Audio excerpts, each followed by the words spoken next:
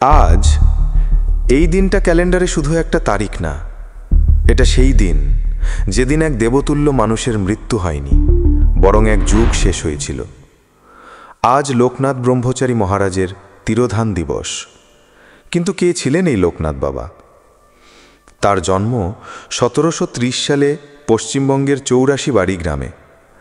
মাত্র 11 বছর বয়সে তিনি সংসার ত্যাগ করেন এবং গুরু ভাগীরথ ব্রহ্মচারীর সঙ্গে চলে যান আত্ম উন্নয়নের পথে।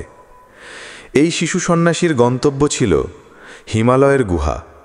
সেখানে প্রায় 50 বছরের বেশি তপস্যা, ধ্যান, উপবাস, নীরবতা, আর শেষে জাগতিক জগতে ফিরে আসা ভক্তদের কল্যাণের জন্য।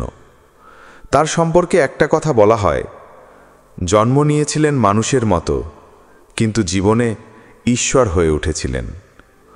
লোকনাথ বাবার জীবনে অসংখ্য অলৌকিক কাহিনী রয়েছে, কিন্তু আজ তোমাদের একটা সত্য ঘটনা বলি, যেটা শুনলে তোমাদের মনে হবে বিশ্বাস কখনো কখনো বিজ্ঞানকেও হার মানায়। 1880 সালের এক সন্ধে কলকাতার এক ধনী বাবার ছেলে হঠাৎ ভীষণ অসুস্থ হয়ে পড়ে। চিকিৎসা, কবিরাজি সবই ব্যর্থ। ছেলেটির মা ভয়ে কাঁদতে কাঁদতে ছুটে গেলেন লোকনাথ আশ্রমে। সেই মা হাত জোর করে কাঁদছেন, বাবা, আমার ছেলেটাকে বাঁচান। লোকনাথ বাবা ধ্যানমগ্ন চোখে তাকালেন। একটুও উত্তেজনা নয়, শুধু বললেন, তাকে গঙ্গা জল খাওয়াও। বিশ্বাস রেখো মা, তোমার ছেলে ভালো হয়ে যাবে। মা সেই কথায় ভরসা করে ছেলেকে গঙ্গা জল খাওয়ালেন। আর বিশ্বাস করো বা না করো, সেই রাতেই ছেলেটা উঠে বসল।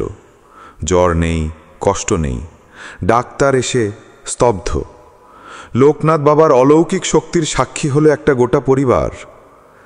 তিনি বারবার বলতেন, যখন বিপদে পড়বে আমায় স্মরণ করবে, আমি তোমাদের রক্ষা করব। আর হাজারো মানুষ আজও বলেন, লোকনাথ বাবা স্বপ্নে এসে পথ দেখিয়েছেন, কোনো বিপদে মাথায় হাত রেখেছেন।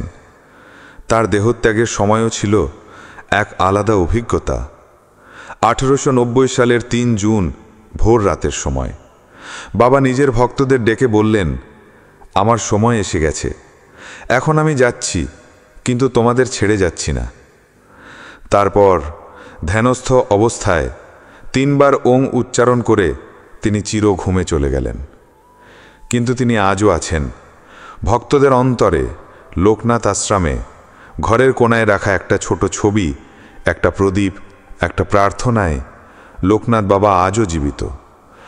আজ তার তিরোধান দিবসে আমরা সবাই একবার অন্তর থেকে বলি, বাবা লোকনাথ, তুমি ছিলে, আছো আর চিরকাল থাকবে। তুমি আছো আমাদের প্রতিটি নিঃশ্বাসে, প্রতিটি প্রার্থনায়। জয় বাবা লোকনাথ।